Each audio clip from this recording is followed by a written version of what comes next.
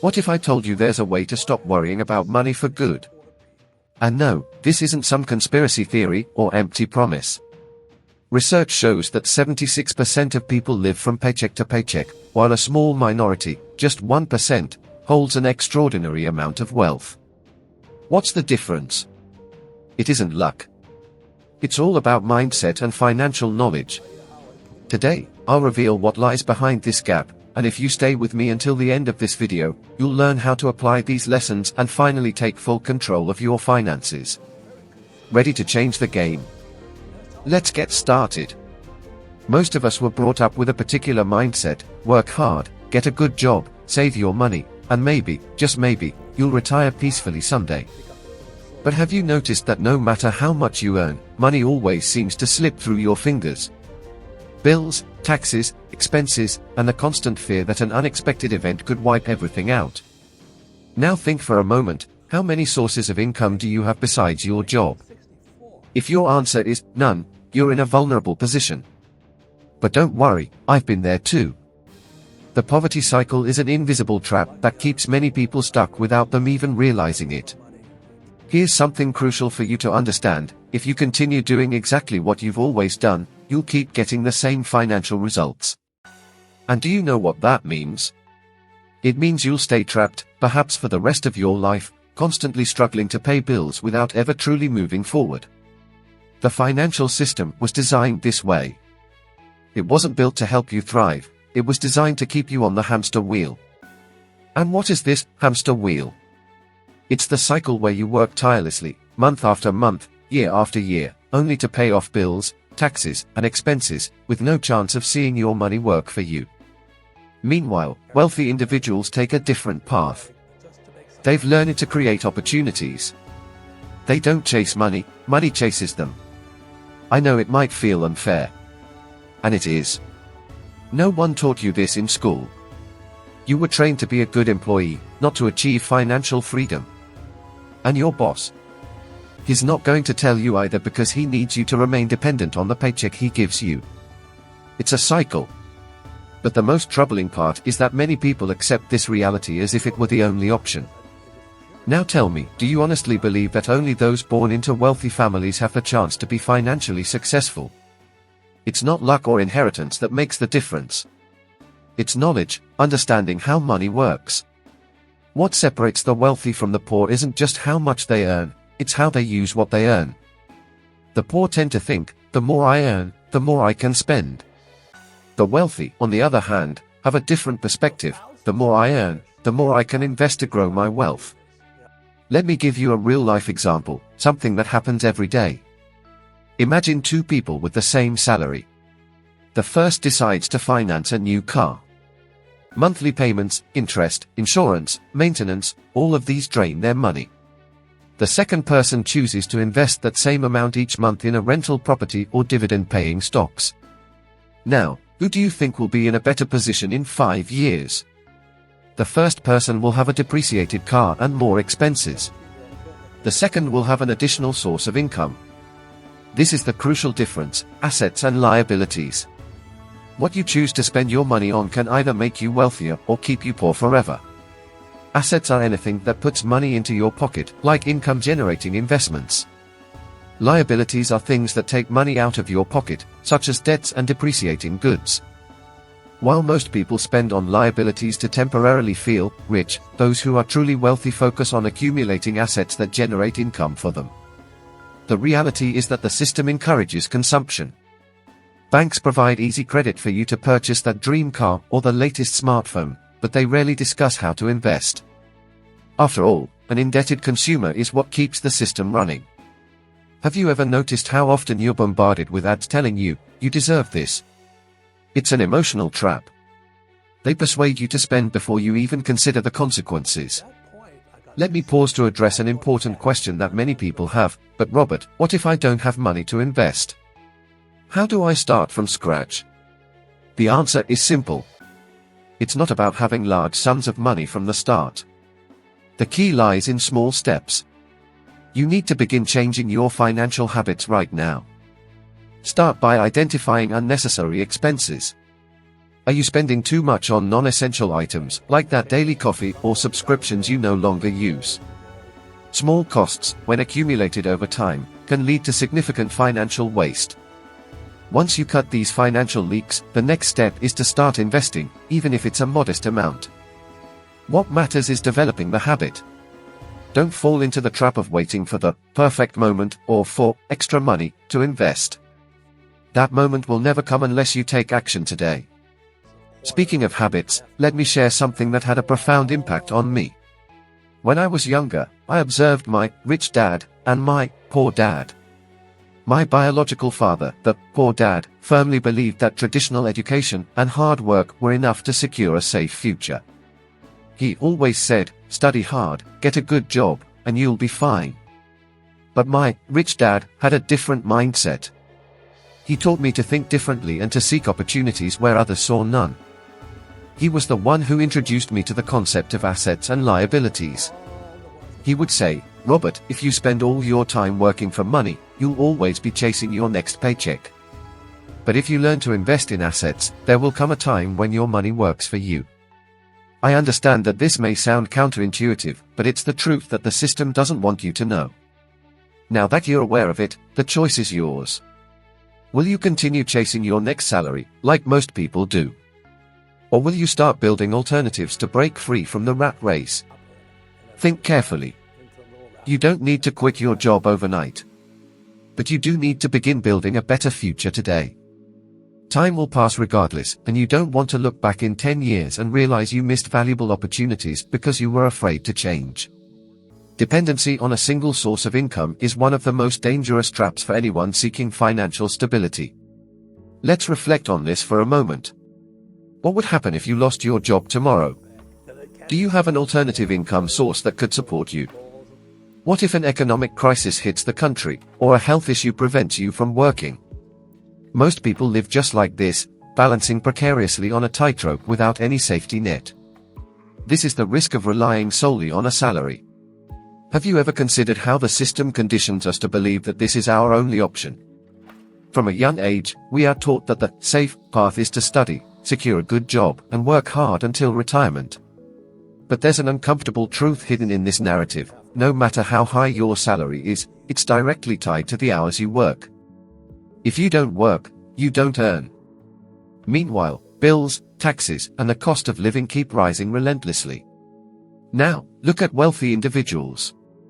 They don't place all their bets on a single opportunity. Instead, they create multiple streams of income. A business owner might have their company generating profits, investments in shares paying dividends, rental properties providing income, and even royalties from books or online courses. If one of these revenue streams is affected, the others maintain stability. It's like they have various money taps flowing, while most people try to survive with a leaky bucket called salary. Income diversification isn't a luxury, it's a necessity. The question is, how many income streams have you established? If your answer is none, you're in a very precarious position. But don't worry, I'll show you how to start changing that. Many people believe you need large investments or complex businesses to create additional income sources. That's a myth. Nowadays, with technology, anyone can generate extra income with little or no initial capital. Do you have a phone and internet access? Great, you already hold a powerful tool. It has never been easier to turn a hobby into an income source. Think about your skills. Can you cook? Why not teach recipes online? Do you enjoy writing? Publish ebooks? Are you skilled at making videos or creating digital art? Offer those services on online platforms. The opportunities are endless. I recall a young man who once reached out to me. He was tired of being stuck in a cycle of debt. Despite working more than 10 hours a day, his money never stretched far enough. I asked him how he spent his free time. He said he mostly scrolled through social media on his phone. So, I asked, have you ever considered using that same phone to create something that could earn you money instead of just consuming content? He took my advice and began making videos with tips about the financial market, a topic he had already been studying on his own. Within a few months, not only had he paid off his debts, but he also built an income that no longer depended on his daily job. That's the power of creating alternatives. You might now be wondering, but how do I start? It's simple: start small. No one builds a financial empire overnight. The key is to take the first step. You can begin by investing in assets that generate passive income, such as shares that pay dividends or real estate funds. If you prefer something more hands-on, explore digital opportunities. The secret is to develop financial habits that help you grow your wealth over time. I'm not here to tell you it will be easy. Change is rarely comfortable. But what's riskier, the temporary discomfort of learning to build new income streams, or the possibility of spending your entire life dependent on a single paycheck? The truth is, financial crises happen. Companies cut costs. Markets shift. And if you're not prepared, you could lose everything. Wealthy people understand this. They don't rely on a single source for financial stability. They plant seeds across multiple areas, creating a network of assets that work for them. This mindset is what separates those who achieve financial freedom from those trapped in debt. Now, I want you to picture something with me. Imagine that 5 years from now, you've created at least 3 additional income streams alongside your current job. Perhaps you have investments providing regular payments, a small digital business generating sales while you sleep, or royalties from a project you developed. How would your life look with that level of security? How would it feel to choose to work because you want to, not because you have to? Understanding the distinction between assets and liabilities is one of the most impactful lessons you can learn about managing money. This knowledge alone can determine whether you'll thrive financially or spend your life struggling to pay bills.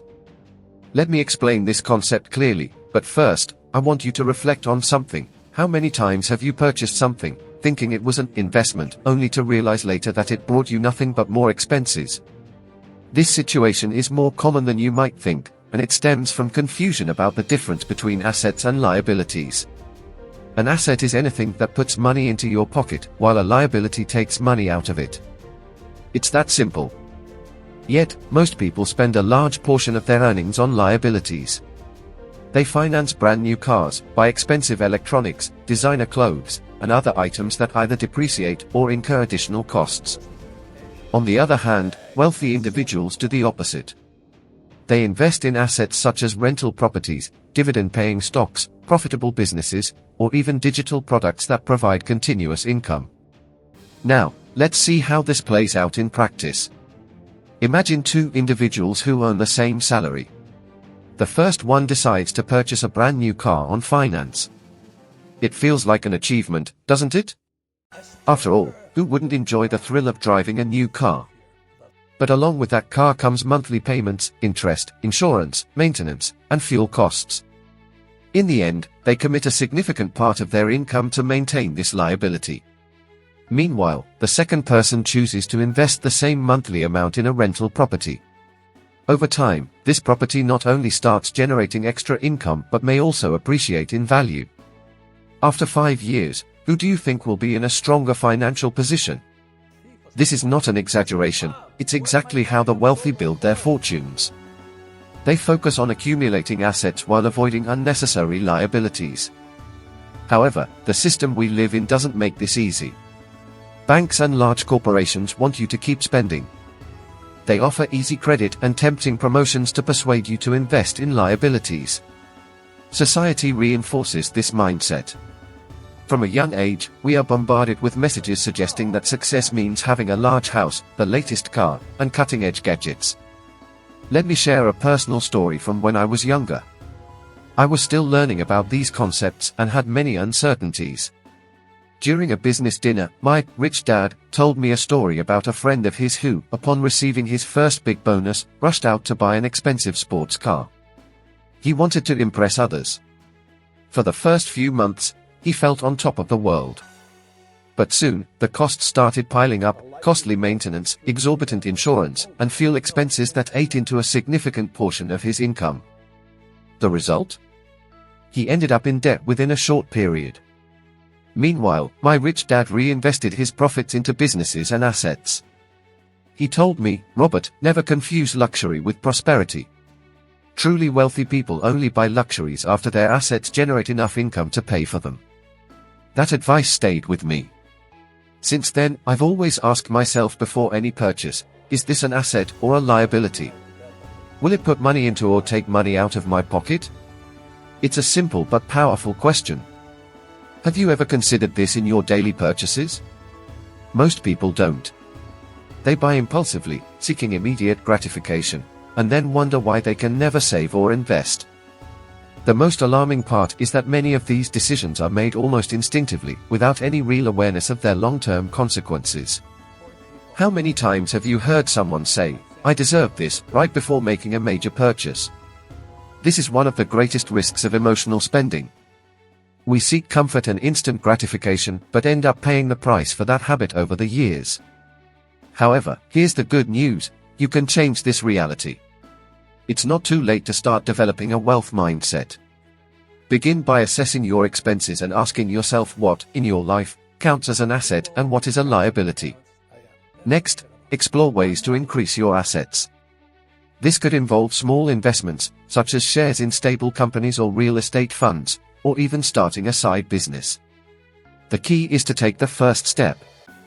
I understand that investing might seem intimidating, especially if you've never done it before. You might worry about losing money, and that fear is natural. But the truth is, failing to invest is already a guaranteed loss.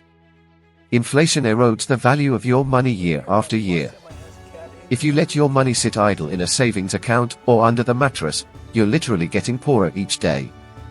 What you need now is action. Start small. List your liabilities and assets, educate yourself on investments, and set financial goals. It doesn't matter how little you can invest at first. What matters is building the habit. Time will pass regardless, and the key difference between those who build wealth and those who continue to struggle lies in how each person uses that time. So, the question is, what will you do from this point forward? Saving money alone isn't enough, and that's perhaps one of the greatest traps most people fall into. There's a deeply ingrained belief that if you just save as much as possible, you'll eventually be able to live worry-free. But here's a truth that few people dare to speak: idle money is slowly dying. Every year, inflation eats away at your purchasing power. Those 100 Brazilian reals you save today won't have the same value in 5 years. Even worse, many people still think that leaving money in a savings account is a safe way to protect themselves. But have you ever looked at the interest rate on savings? Most of the time, it doesn't even keep up with inflation. This means that, in practice, you're losing money, even if your bank balance is increasing in absolute numbers. It sounds contradictory, doesn't it? Yet, that's the reality. While your idle money loses value, the wealthy make their capital work for them. They invest in assets that generate continuous growth, such as stocks, real estate funds, and businesses. They understand that time is their greatest ally in building wealth, but can also be their worst enemy if they fail to take action. Let's consider a simple scenario. Imagine you decide to save 100 Brazilian reals per month for a year. By the end of the year, you'll have 1,200 reals. That sounds like a good start, right? But now, think about how inflation affects that amount.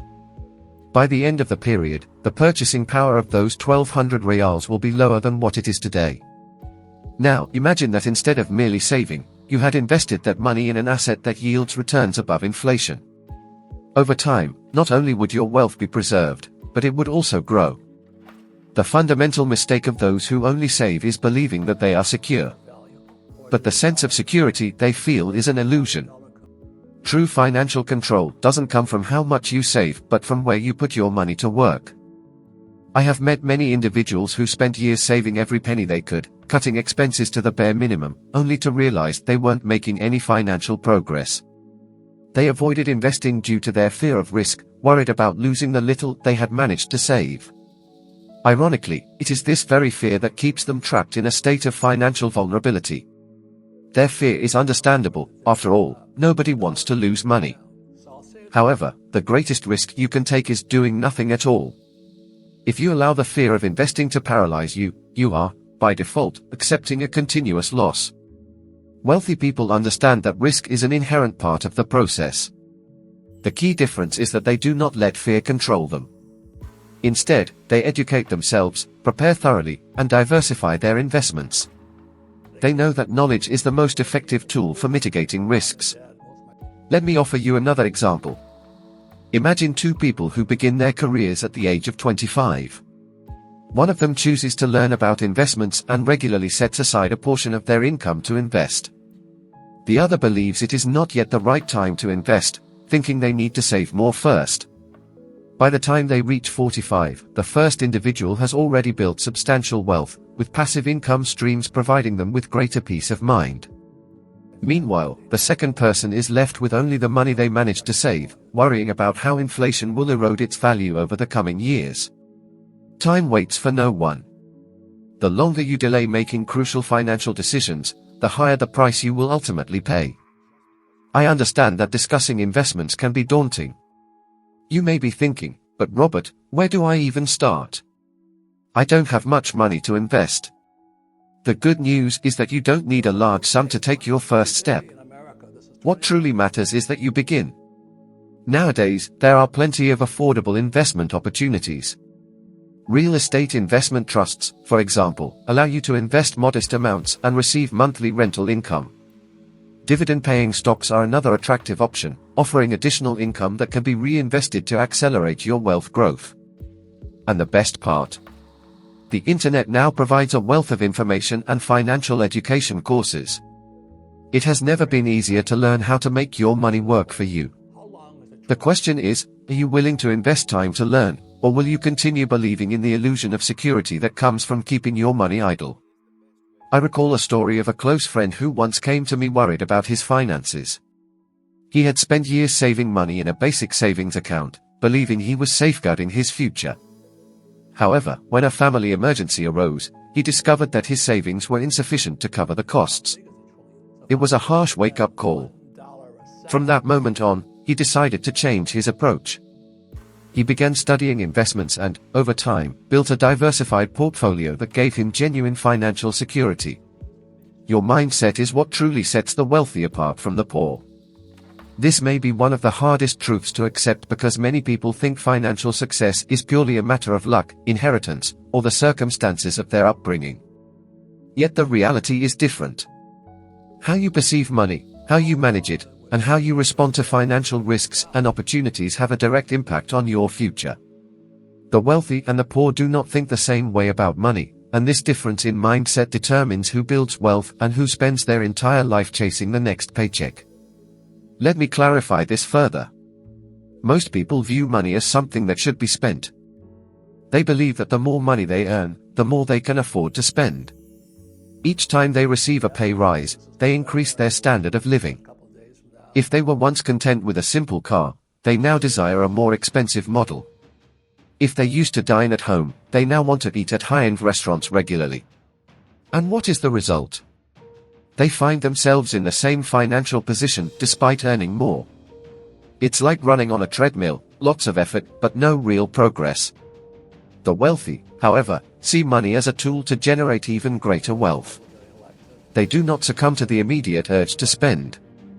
Instead, they ask themselves, how can I make this money work for me? They invest in assets that provide both income and long-term appreciation. They understand that it is wiser to sow seeds today to harvest rewards later than to spend everything now on fleeting pleasures. Another critical distinction between these mindsets lies in how each group perceives risk. Those who are fearful of risk often avoid any form of investment. They believe it is safer to keep their money idle or spend it on consumer goods. However, they fail to realize that the greatest risk they face is remaining exactly where they are. Not investing virtually guarantees financial stagnation. Inflation erodes purchasing power, opportunities slip away, and in the end, these individuals find themselves trapped in a life of limitations. The wealthy, on the other hand, understand that risk is a necessary part of growth. But they do not approach it recklessly. They educate themselves, stay informed, and diversify their investments to manage risk wisely. By doing so, they create multiple income streams so that if one investment fails, others maintain their financial stability. A common mental trap is impatience. Many people want immediate results. They think, if I invest today, I want to be rich tomorrow. When that doesn't happen, they become discouraged and give up. But building wealth is a process. It's like growing a tree. You can't plant a seed today and expect it to bear fruit tomorrow. It requires patience, consistency, and above all, the mindset that every small step matters. Reflecting on my own journey, I can see how crucial the right mindset was. When I began applying what I learned from my rich dad, things didn't change overnight. There were moments of doubt and times when I considered quitting. But I knew I was planting something greater. I understood that if I stayed persistent, time would work in my favor. And that's exactly what happened. The key is to change your mindset, learn how to make money work for you, and have the courage to take action before time slips away. Small actions, consistently repeated, can completely transform your financial reality. But don't get complacent now. The path to growth is continuous. Every step matters, every decision counts, as you move closer to the freedom you seek. And here's some good news, the next video is already appearing on your screen. In it, you'll take another step in your journey of wisdom and learn how to become 1% better than you are today. Never underestimate the power of small daily improvements, they can make all the difference in the long run. Thank you so much for being here with me. It's been a pleasure sharing these insights, and I look forward to seeing you in the next video.